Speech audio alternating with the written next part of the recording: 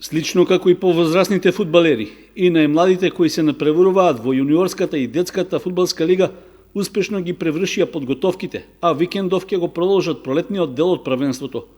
Со оглед на временските прилики од годината, екипите на фудбалската школа Фудбал Старс тренинзите ги изведуваа во затворен простор, односно во спортската сала во Облешево.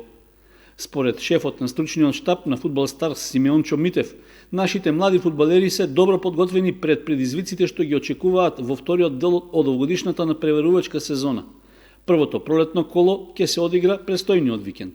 В сабота се играат надпреварите во детската лига, во која екипите на Фудбал Старс ќе бидат домакини на соодветните возрастни категории од тимот на Слога од Виница.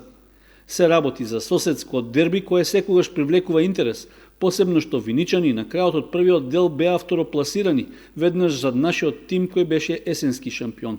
Надпреварите од детската лига ќе се играат на игралиштето во Горни Подлог, в сабота со почеток од 12 часот.